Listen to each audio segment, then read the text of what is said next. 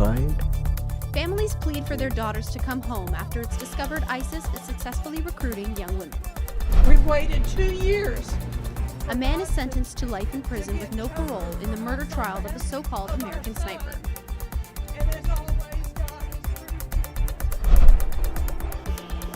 And spacewalkers work on the parking problem at the International Space Station. Hi, and welcome to Humber News.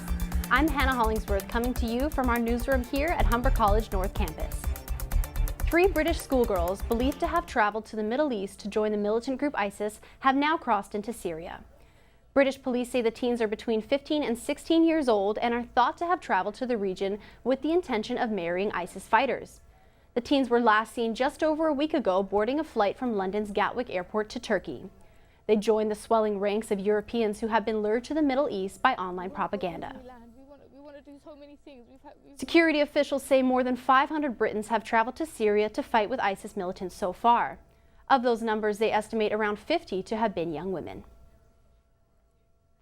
The killer of so-called American sniper Chris Kyle has been sentenced to life in prison with no parole. Eddie Ray Routh was found guilty of murdering Navy SEAL Chris Kyle and Kyle's friend Chad Littlefield. Routh shot the men multiple times at a gun range in February 2013. During the trial, jurors saw videos of Routh confess to the killings. His lawyers told the jury that he was suffering from paranoid schizophrenia. The jury deliberated for just over 2 hours before reaching the verdict. Kyle's memoirs of his tours of duty in Iraq were adapted into the Hollywood movie starring Bradley Cooper. Here at home, 4 children have died in a house fire in Manitoba. Mounties say the blaze broke out early this morning in a commune southwest of Winnipeg. The fire chief says the 2-story farmhouse was already engulfed in flames when the volunteer crews arrived. He says firefighters couldn't get inside because the flames were burning so hot and there was so much smoke. He says 3 other children survived the fire and the parents have been taken to hospital. To Ukraine now, where it appears the ceasefire between Ukraine and pro-Russian rebels is holding. The Ukrainian military says the front is quiet for the first time in weeks. Military vehicles were seen driving outside an eastern town, but officials say it's still too early to withdraw its artillery. Ukraine's military is waiting for the rebels to withdraw their weapons and uphold the truce in effect since February 15th. To Baghdad now, where the latest bombings have killed 37 people and wounded dozens of others.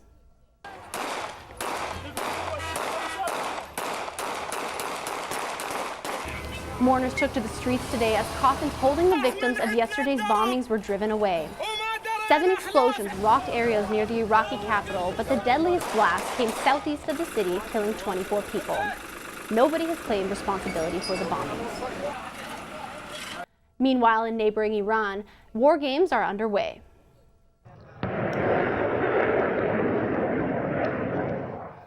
Iran's elite Revolutionary Guard staged war games in the Strait of Hormuz. There was a gunboat attack on a huge model of a U.S. warship. The exercise was Tehran's latest display of military muscle in a Gulf shipping channel vital to world oil exports. Cleanup is underway at a Palestinian mosque targeted in an overnight arson attack near Bethlehem in the West Bank. The mosque was set on fire by an incendiary device that was thrown through one of its windows. Nearby graffiti suggests a right-wing Israeli group may be the one responsible for the attack. No one was hurt in the fire, and local police are investigating. And in the Czech Republic, people are mourning the victims of a restaurant shooting. 8 people were left dead after a man opened fire. Police say he then turned the gun on himself. Hundreds of citizens attended a memorial service held in front of the restaurant. Residents lit candles to show respect for the people killed in the shooting. The attack on French satirical magazine Charlie Hebdo has backfired in the best way possible. The latest edition of the magazine hit shelves 7 weeks after gunmen opened fire at its Paris offices. 2.5 million copies of the magazine are being distributed, dwarfing the previous numbers, which were in the tens of thousands. Flowers, candles, and letters still mark the scene of the attack where 12 people were killed. In medical news, a charity in Guinea is urging wider use of a Japanese Ebola drug in West Africa. The Alliance for International Medical Action says the drug have mortality rates in patients with low levels of the virus. The charity says none of the 80 patients reported negative side effects. Thousands of doses of the drug are available and it is relatively cheap. But the regional director of the World Health Organization says more research needs to be done. The fact is that a trial is currently being conducted on this drug, and we don't yet have the results of the trial to enable WHO to recommend that it starts being used. She says the reduction in new cases of the virus makes it difficult to test the drug. We're starting to do some of these trials at the time when the number of cases has gone down quite a lot. So in fact, it's not as it would have been much easier earlier in the process when there were many more cases. Then you quickly get a sample size that enables you to assess what is the effect. So now, although cases are decreasing, worst affected nations Guinea, Liberia, and Sierra Leone still need help. And in Ontario, the number of cases of measles is going up, but not where you'd expect. A toddler in Elliott Lake contracted measles without traveling outside the region. An official from Algoma Public Health says neither the 2-year-old girl nor her family visited Toronto or Niagara regions, where the other cases were diagnosed. The National Microbiology Lab in Winnipeg is testing whether the case is linked to those in southern Ontario. It's the 19th measles case recorded in Ontario since late January. Britain has become the first country to legalize conception using DNA from 3 different people.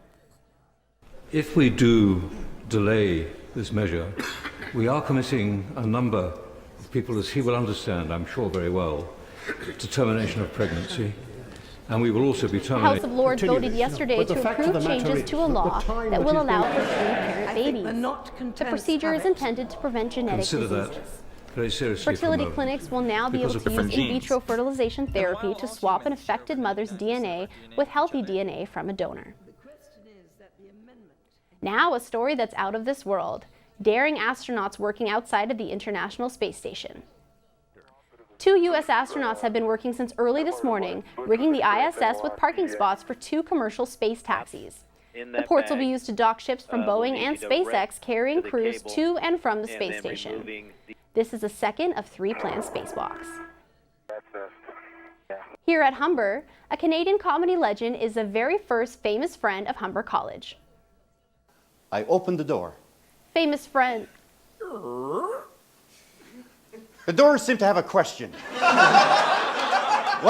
Famous Friends, a new Humber TV show, began production yesterday with Canadian comedian Colin Mockery as the first guest.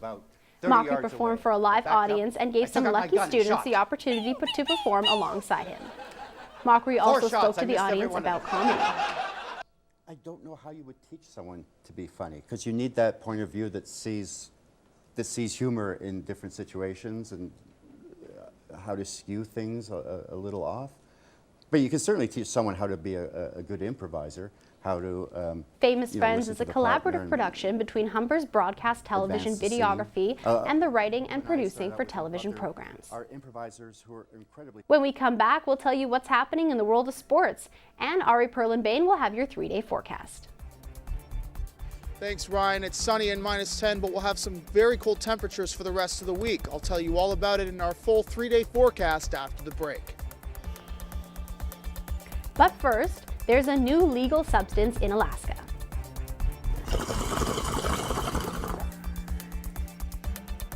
Smoking, growing, and owning small amounts of marijuana is now legal in the snowy state. In Alaska, anyone aged 21 or older can possess up to an ounce at a time. Met and made this one emergency regulation to make sure that everyone in Alaska understands where you can and cannot consume marijuana. Smoking in public, buying and selling the drug remains illegal, but private exchanges are allowed if money is not involved.